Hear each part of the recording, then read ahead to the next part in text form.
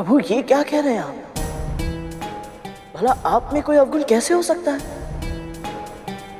तुम एक भक्त की दृष्टि से देख रहे हो गरुड़। एक स्त्री की दृष्टि वो भी देख सकती है जो कोई नहीं देख सकता। और जब उसे अपने जीवन साथी का चयन करना हो तो सर्वश्रेष्ठ से कम कुछ भी स्वीकार करने का प्रश्न ही नहीं उठता। तो फिर ठीक है प्रभु, आज मां के स्वयंवर से यह सिद्ध हो जाएगा कि आपके भीतर ना कोई खोट है ना कोई अवगुण। इस समस्त संसार में आपसे उत्तम पुरुष कोई हो ही नहीं सकता। सर्वश्रेष्ठ है आप। गरुड़ सही कह रहा है प्रभु, आपको चिंता करने की तनिक भी आवश्यकता नहीं है।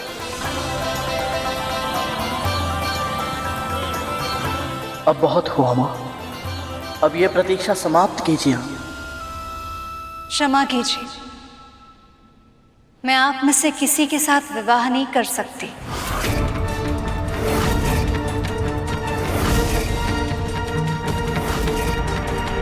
अब स्वयंवर में केवल असुर ही बचे हैं। इसका अर्थ यह है कि लक्ष्मी का विवाह किसी असुर से ही होगा। पर क्यों देवी? क्योंकि अभी तक आपने अपने क्रोध पर विजय प्राप्त नहीं किया है, और जिसके मन में विकार हो उन्हें मैं स्वीकार कैसे कर सकती हूँ?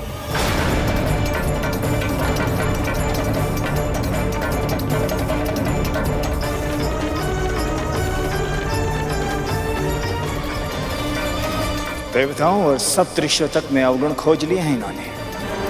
यदि हमारी ओर देखेंगे तो अवगुणों की सूची इतनी लंबी बना देंगे जैसे वासुकी की पूंछ। अभी अभी इन देवताओं से संधि हुई है हमारी। इनके सामने हमारी प्रतिष्ठा और सम्मान मिट्टी में मिल जाएगा। ऐसा नहीं होगा। पर क्यों मां? क्योंकि विष्णु प्रिया की दृष्टि में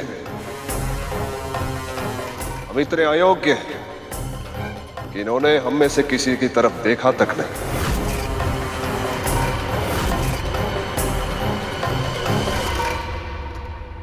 इन असुरों की उपेक्षा करके मां ने बहुत अच्छा किया। इन दुष्टों के ऊपर मां की कृपा दृष्टि भूल से भी नहीं पड़नी चाहिए। मुझे नहीं पता था तुम्हें असुरों से इतनी चिढ़ है। मुझे हर उस प्राणी से चिढ़ है भैया जो मां और धर्म का सम्मान नहीं करते। मुझे भी गर्व है।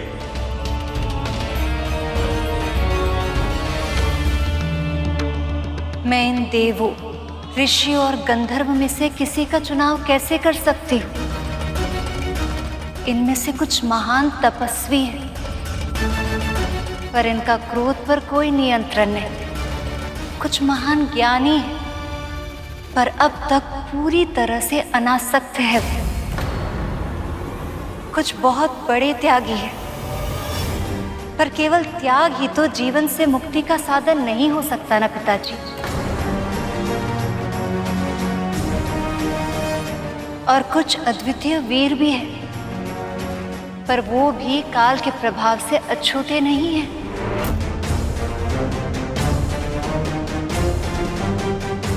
पिताजी, मुझे ऐसा लगता है कि यहाँ ऐसा कोई भी नहीं है जो मेरे पति बनने के योग्य है।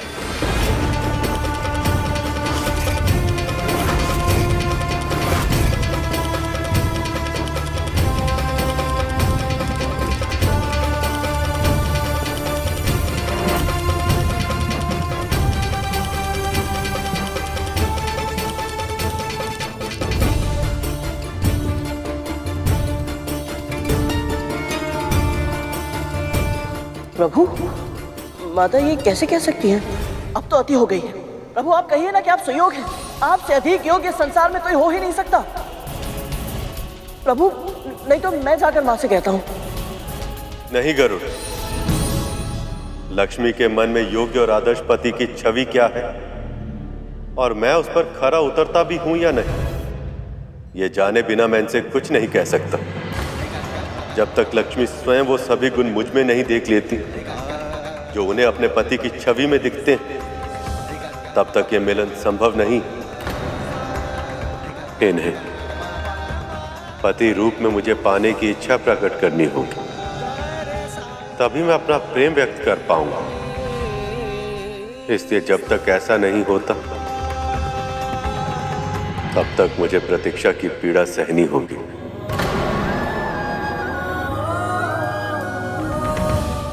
मुझे इसी बात का भय था प्रभु कि ये स्वयंवर आपकी उदासीनता का कारण न बन जाए।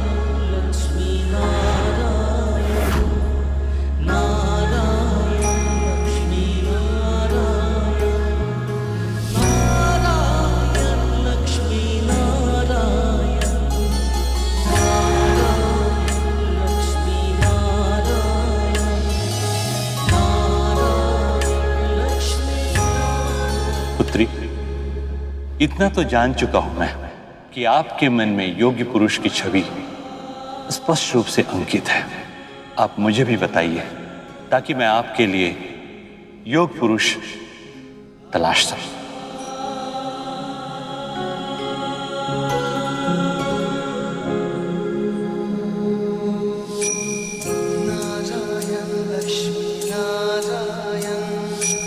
हम क्या ढूंढे इस परम ब्रह्म को जो ये सारा संसार चलाए। ये विरह भी हरि की लीला थी, अन्यथा कैसे बिछड़े वो जो एक श्वास में लक्ष्मी नारायण कहलाए।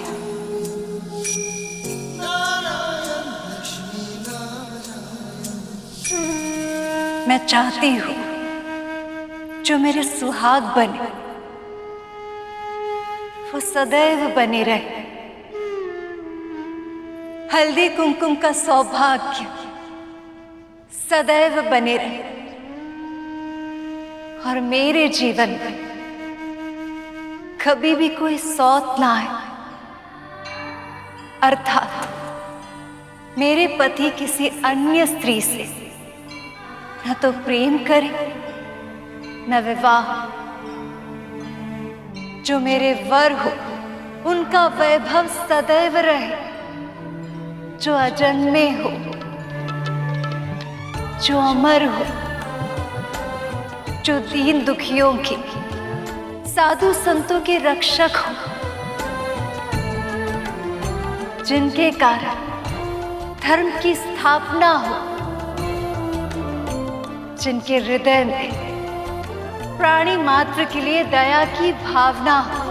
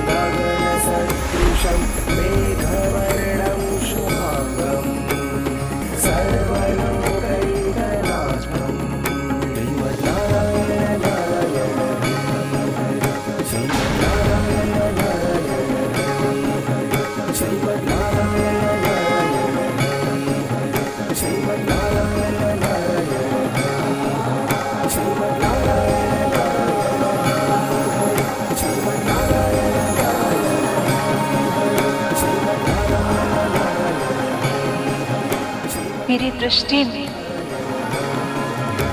संपूर्ण सृष्टि में ऐसे केवल एक ही पुरुष है नारायण।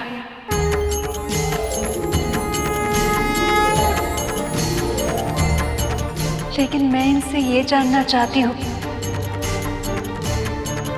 इनके जीवन में मेरा स्थान कहाँ होगा?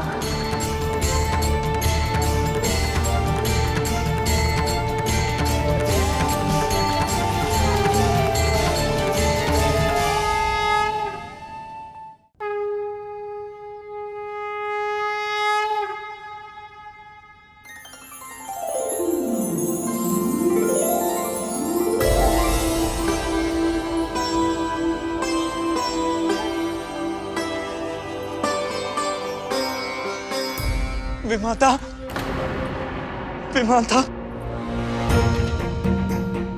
हमसे बहुत बड़ी भूल हो गई विमाता, हमें क्षमा कर दीजिए। ये क्या कर रहे हो तुम दोनों? उठो, उठो। क्षमा क्यों मांग रहे हो? सत्य यह है कि भगवान दत्तात्रेय ने आपसे पहले हमें दर्शन दिया था। हाँ विमाता, वो तो सिर्फ आपकी परीक्षा ले रहे थे। इसलिए जब भी आपको आवश्यकता थी हम सहायता करने का प्रयास करते थे। तभी हमें पता चला कि आप तो हमेशा से ही सही थी। हमारी माँ ने आपके साथ कितना दुर्व्यवहार किया था, और हमने भी अतीत में आपको कितना तंग किया था ना। हमें क्षमा कर दीजिए विमाता, हमें हमारी भूल का आभास है।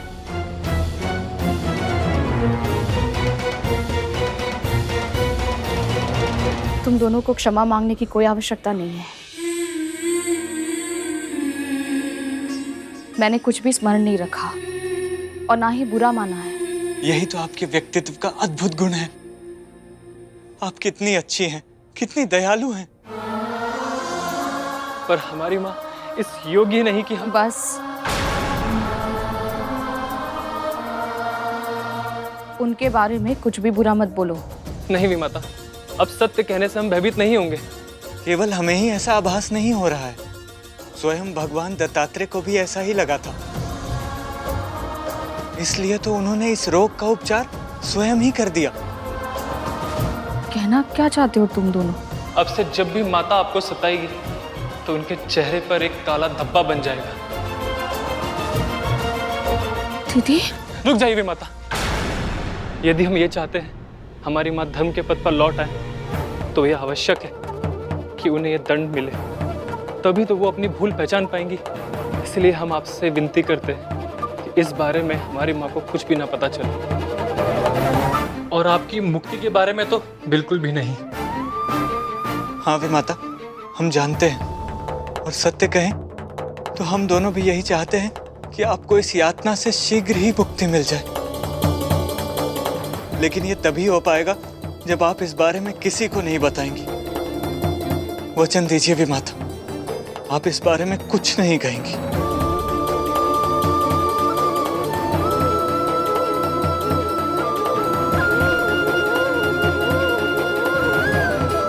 भगवान दत्तात्रेय ने सही कहा था। मेरे सुख के दिन आरंभ हो गए हैं। बस किसी तरह मैं इस प्रसन्नता को शीघ्र ही अपने पुत्र के साथ बांट पाऊं। आपका केवल एक ही स्थान हो सकता है देव, मेरा हृदय, जो बहुत लंबे समय से आपकी प्रतीक्षा कर रहा। यदि आप मुझे स्वीकार कर लें तो मैं आपके योग्य बनने का प्रयास अवश्य करूंगा। मुझ में कई गुण हैं देव, किंतु जिस सर्वश्रेष्ठ पुरुष की खोज आपको है वो मैं नहीं।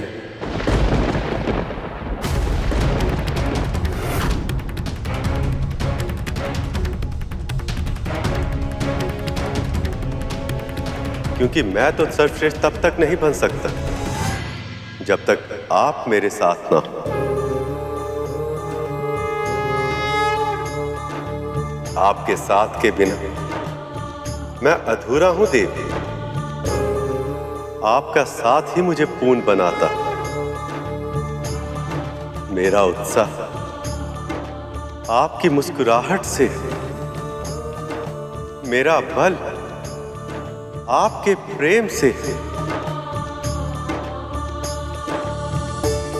आपका पति बन मेरा सौभाग्य होगा देवी।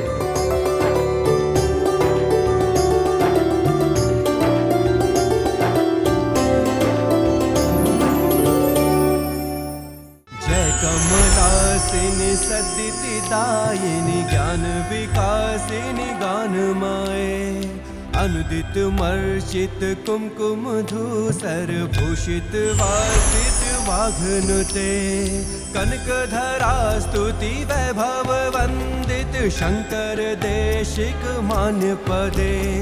जय जय हे मधुसूदन कामिनी विजय लक्ष्मी परिपालय मां।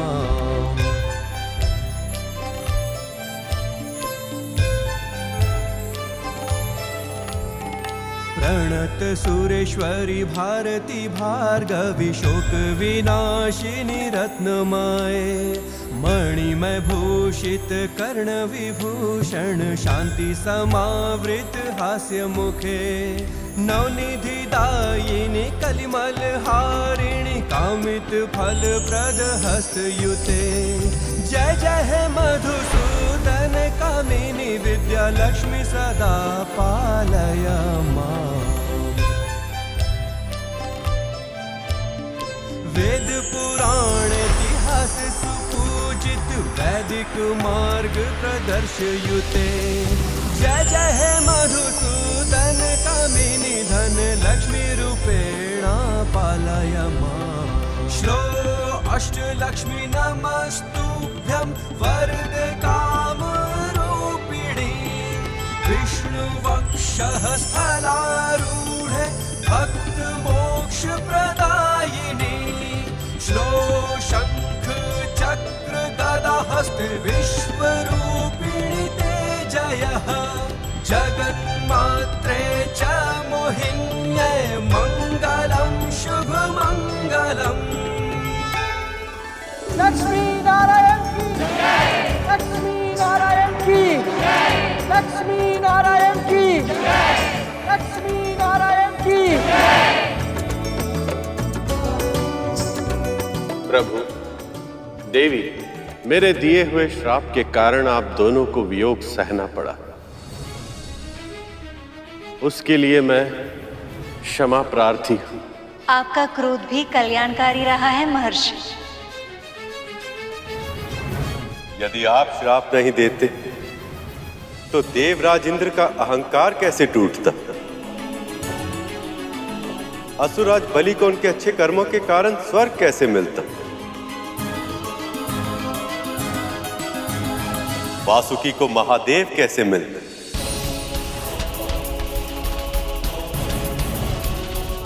और संसार को वो अमृत कैसे मिलता जो शीघ्र ही उन्हें मिलने वाला? मिलने वाला है, मिलने वाला है,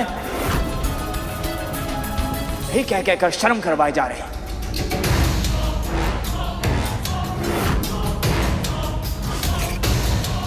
पर मिलेगा कब?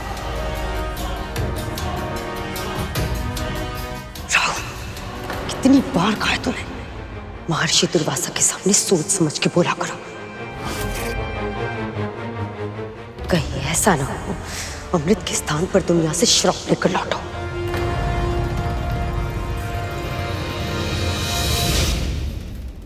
देवी, जब आप लौट ही आई हैं तो अपनी कृपा दृष्टि का आशीर्वाद देवताओं को भी दे दीजिए। श्री के बिना इनके जीवन में ना ही कोई सुख है और ना ही कोई उल्लास।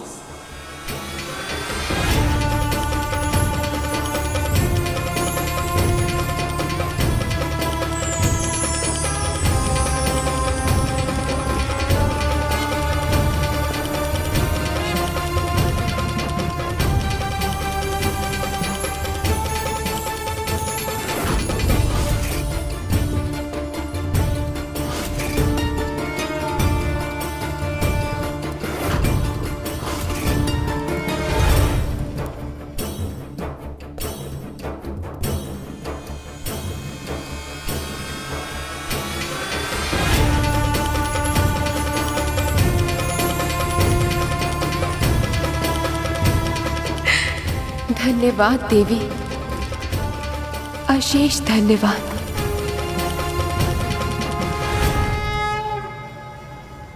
जितना भी प्रसन्न होना है हो लो इंद्र। अमृत मेरे हाथ लगने के बाद तुम्हारा और सभी देवताओं का अंत निश्चित है।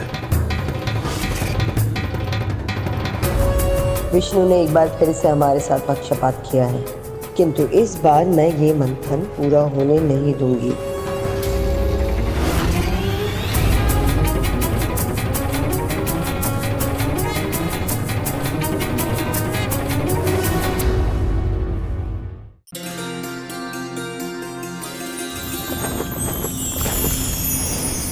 माँ, जब से आपने समाधि ली थी उस दिन से ये संसार श्रीहीन हो गया था। आपने देवताओं पर तो कल्याण कर दिया, कृपया आप इस संसार पर भी दृष्टिपात कीजिए, सबका कल्याण कीजिए माँ।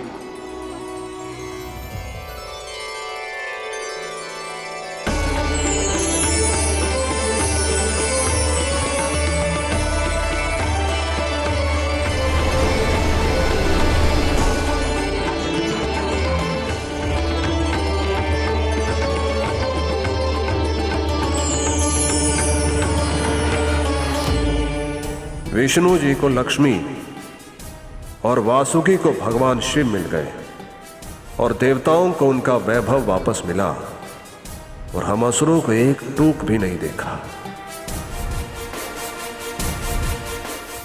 माँ, इस संसार में कुछ व्यक्ति ऐसे भी हैं जिनके मुख पर अब भी उदासी छाई है।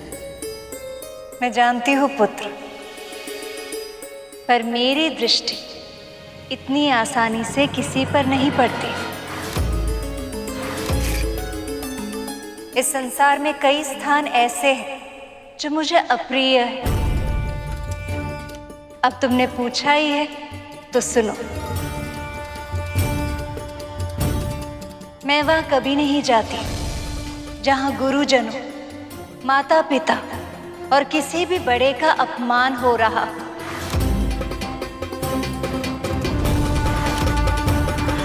नारद मुनि संसार के सर्वश्रेष्ठ वक्ताओं में से एक हैं। इनके शब्दों के प्रभाव में मत आइए। और जहां दूसरों की धन, संपत्ति, मान, अधिकार, भूमि आदि को हड़प लिया जाता है,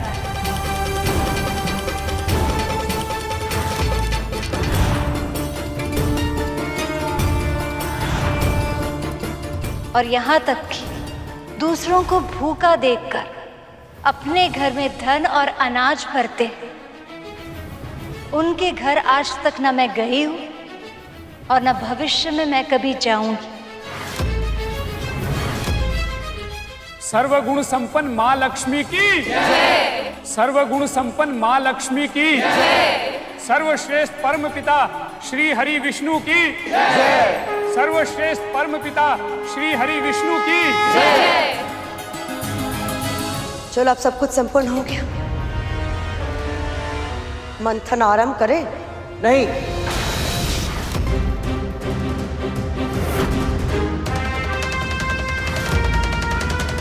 अभी मंथन नहीं हो सकता।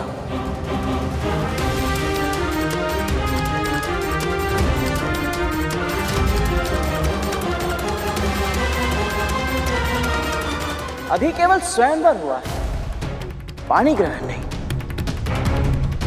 और जब तक पूरे विधि विधान से पानी ग्रहण नहीं हो जाता, प्रभु विष्णु और माता लक्ष्मी का यह मिलन तो अधूरा है।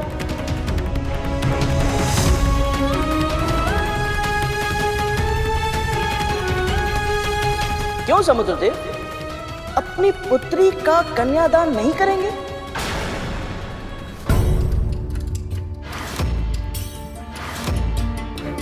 मुनिवर, आप बताइए, आप इस समस्त संसार को इस परम कल्याणकारी विवाह का निमंत्रण नहीं देना चाहते?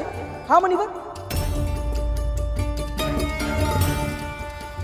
यहां उपस्थित सभी माताओं से पूछना चाहता हूं, अपनी सखी का अभिषेक करने में आप सभी को इतना आनंद आया था, तो क्या मंगल स्नान के अलौकिक सुख का अनुभव नहीं करेंगे आप सब? जब से ही विष्णु से मिला है कुछ ज्यादा ही उड़ रहा है। बस एक बार अमृत मिल जाए तो ये इसके जीवन की आखिरी उड़ान होगी। बस बस गरुड़, तुमने तो सारा कार्यक्रम अभी से निश्चित कर दिया। कैसे नहीं करता प्रभु? इस विवाह का स्वप्न केवल आप दोनों ने ही नहीं देखा, आप दोनों की विरह की पीड़ा और मिलन की प्रतीक्षा का अनुभव आपके भक्तों ने भी किया है। प्रतिपल प्रतिदिन। और मेरी माँ ने तो प्रार्थना भी की थी। आज उनकी प्रार्थना स्वीकार हुई है तो उत्सव तो होना ही चाहिए। क्या कहते हैं आप सब? सही कहा ना मैंने? बिल्कुल सही कहा पुत्र। सत्य वचन। आप दोनों के विवाह से संपूर्ण जगत का कल्याण होगा। कृपया मुझे इस विवाह के आयोजन की अनुमति दें। मैं देवी लक्ष्मी को उनकी नगरी ले जाऊंगा और आपको बारात लेकर वहीं आना होगा प्रभु।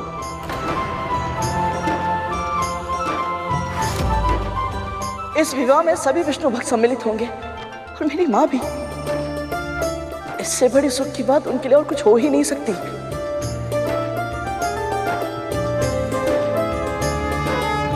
क्या हो रहा है ऐसे?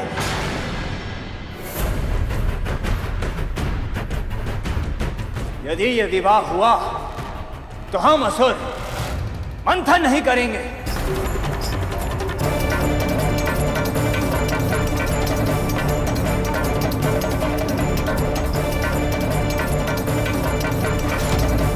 राहु, जानते भी हो तुम क्या कह रहे हो? कोरी धमकियों से कोई लाभ प्राप्त नहीं होगा राहु। अमृत का आना अभी शेष है। सत्य कहा देवराज, अमृत प्रकट होना शेष है अभी। इसलिए आप सब एक दास के कहने पर अपना लक्ष्य भूलने के लिए तैयार हैं। मंथन रोककर विवाह का आयोजन कर रहे हैं आप। परंतु इस विवाह से तो सबका कल्याण होगा पुत्र। क्षमा कीजिएगा विमाता अदिति, पर मुझे संदेह है मंथन से भी अभी तक असुरों का कोई कल्याण नहीं हुआ है। पहले से ही हम वासुकी के मुख की ओर हैं और इसीलिए भीषण दाह सहने पर विवश है। साथ ही हलाहल और अलक्ष्मी जैसे महासंकटों का सामना करने के कारण हमारा विश्वास डगमगाया हुआ है। और ये तो आप जानते हैं विमाता, देवी लक्ष्मी ने हमें एक दृष्टि भर करके देखा तक नहीं। ऐसे में उच्च श्रेवा के अतिरिक्त हमें इस मंथन से मिला ही क्या है? मिला भले ही ना हो असुरराज, पर मिलने वाला तो है। वो तो तब मिलेगा मुनिवर जब मंथन होगा। और यहां तो कुछ अलग ही खिचड़ी पक रही है, इसलिए ध्यान से सुनिए। यदि ये विवाह हुआ तो हम असुर ना ही विवाह में भाग लेंगे और ना ही मंथन में।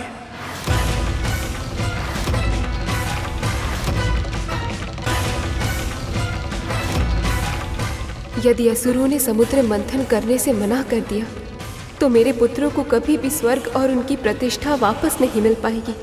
असुर चाहते हैं कि पहले मंथन फिर विवाह। बस यही कहना चाहता है राहु। नहीं महाराज, राजनीति के घुमावदार दांव पेच नहीं, स्पष्ट शब्दों की तीव्र धार वाली कटार दिखाने का समय है ये।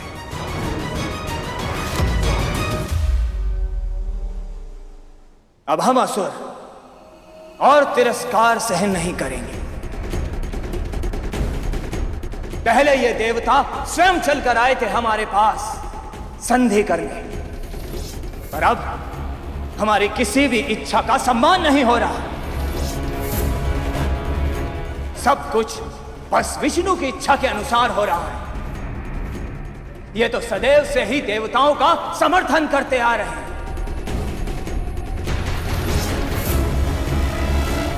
पर अब बहुत हुआ। अब या तो पहले अमृत निकलेगा या फिर हम असुर इस मंथन को यहीं समाप्त कर देंगे।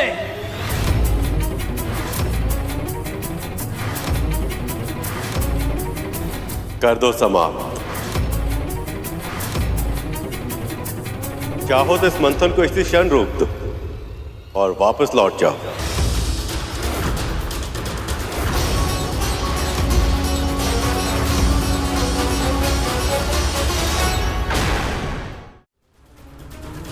परंतु प्रभु, असुर चले गए तो मंथन कैसे होगा? यदि असुरों को सच में ऐसा लगता है कि उन्हें अमृत की आवश्यकता नहीं, और वो भी तब जब देवताओं को उनकी श्री और शक्ति मिल चुकी, तो असुर ये मंथन छोड़ के अवश्य जा सकते हैं। इन देवताओं का आत्मविश्वास चरम पर है। कहीं ऐसा तो नहीं कि फिर से हमारे साथ कोई छल हो रहा हो। देवी लक्ष्मी के प्रकट होने के कारण अब ये देवता समर्थ बन चुके हैं। कहीं ऐसा ना हो कि हम असुर क्रोध में मंथन छोड़कर चले जाएं और ये देवता मंथन का अंतिम चरण अकेले पूरा करके सारा अमृत स्वयं ले लें।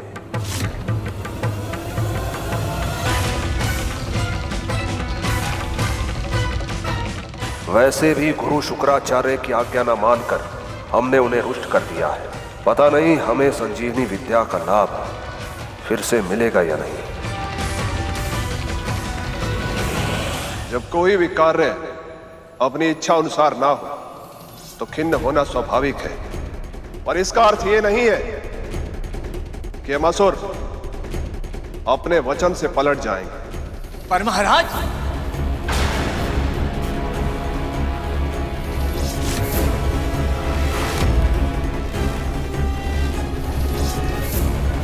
यदि आप सब चाहते हैं कि पहले विष्णु और देवी लक्ष्मी का विवाह, तो हम आपकी इच्छा का सम्मान करेंगे।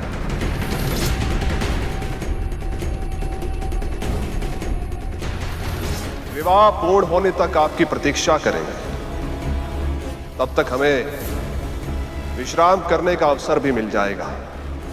वैसे भी वासुकी के मुख की ओर होने के कारण हमें विश्राम की आवश्यकता भी है। तो फिर निश्चित हुआ, पहले विवाह होगा और फिर मंथन आरंभ होगा। नारायण नारायण।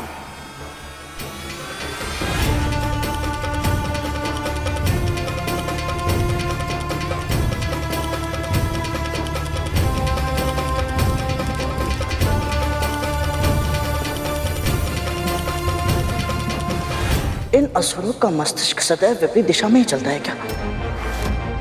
जो कार्य बोलो उसके विपरीत ही करते हैं। मुझे पूरा विश्वास है कि कुछ तो गड़बड़ है, और ये जानने के लिए मैं किसी भी सीमा को पार कर सकता हूं।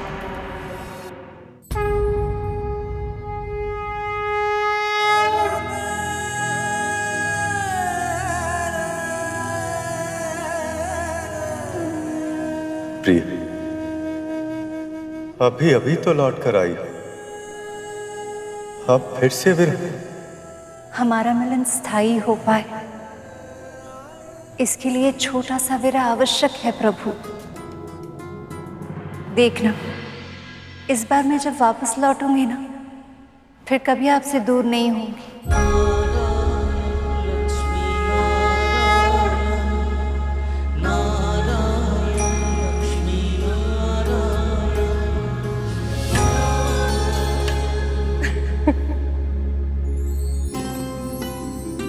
दावा नलसा विरह भयंकर, दोनों को तड़पाए। विलंब मिलन में आवश्यक है, पर हृदय का ताप बढ़ाए। जानती हूँ कितना कठिन है फिर से एक दूसरे से दूर जाना, पर जितनी शीघ्र आप पिता के नगर पहुंचेंगी, उतनी ही शीघ्र विवाह की तैयारियां आरंभ होगी,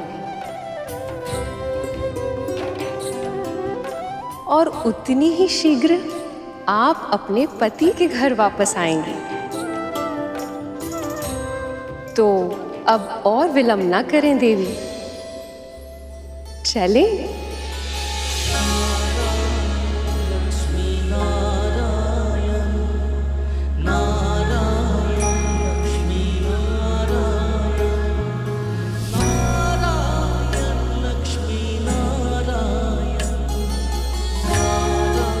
देवी।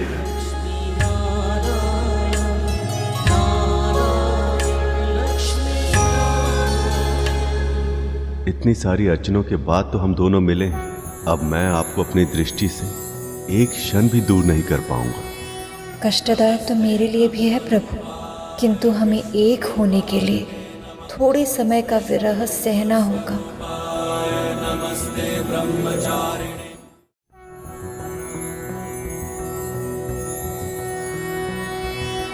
नमस्ते ब्रह्मरूपाय विष्णुरूपाय ते नमः।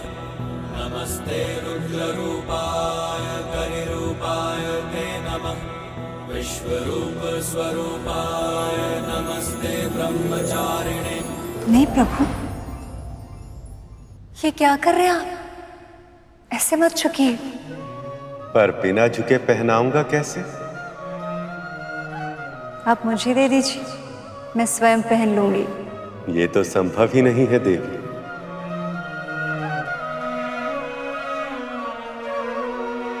जो प्रिय के प्रेम का प्रतीक हो उसे प्रेमी के हाथों से ही धारण किया जाता है।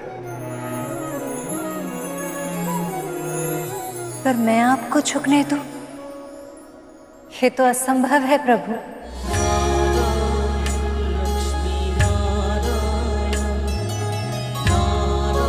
क्षमा कीजिए प्रभु,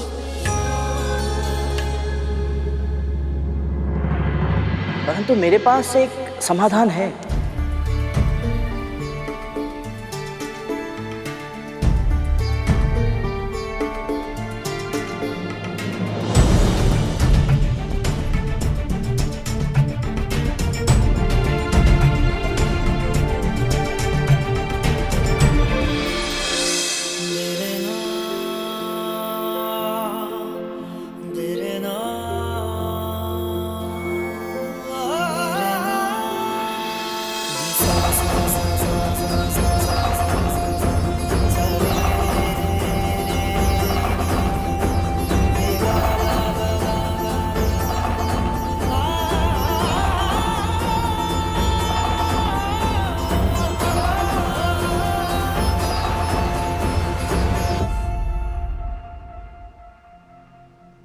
विष्णु काज में लाज। सखी की हिचक को आड़े मत आने दीजिए भैया, पहना दीजिए अपनी प्रिया को पायल।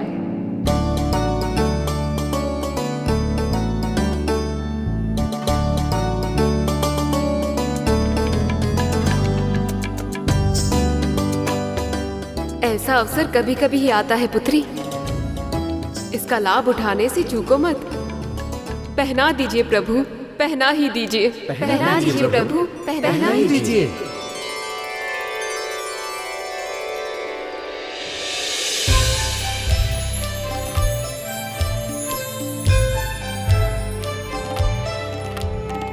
धीमी धीमी धिन धीमी धिन धीमी धिन धीमी दुंदुभी नाद सुपूर्णमय। घुम घुम घुम घुम घुम घुम घुम घुम शंख निनाद सुवाघनुते। वेद पुराण इतिहास सुपूजित वैदिक मार्ग प्रदर्शयुते। जय जय हे मधुसूदन कामिनी धन लक्ष्मी रूपेणा पालय मां। श्लो अष्टलक्ष्मी नमस्तुभ्यं वरद काम विष्णु वक्षः स्थलारूढ़ भक्त मोक्ष प्रदायिनी। माँ के पद छिनने वाला ये पात्र स्मृति चिन्ह के रूप में सदैव अपने पास रखूंगा। माँ आज्ञा है ना?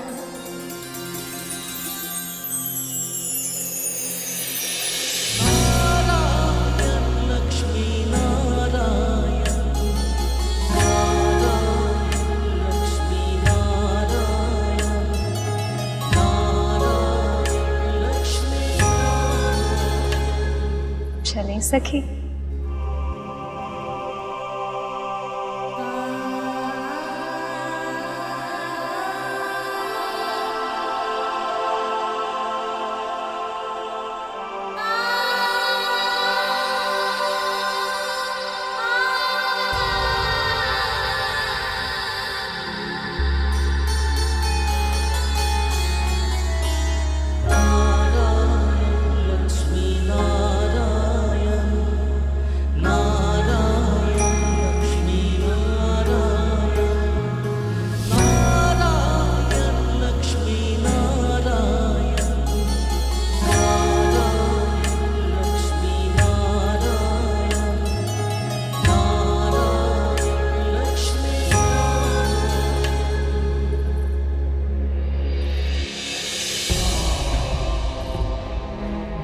कितना अटूट प्रेम है इनमें, ये जानते हुए भी कि ये बिछो पुनर्मिलन के लिए ही है।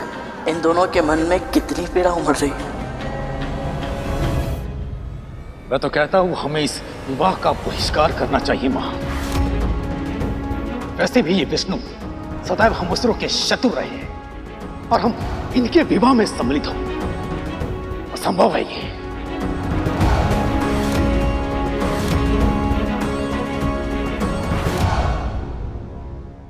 पक्षीराज गरुड़ के साहस भरे कारनामे देखने के लिए चैनल को सब्सक्राइब करें और साथ ही बेल आइकॉन दबाना न भूलें।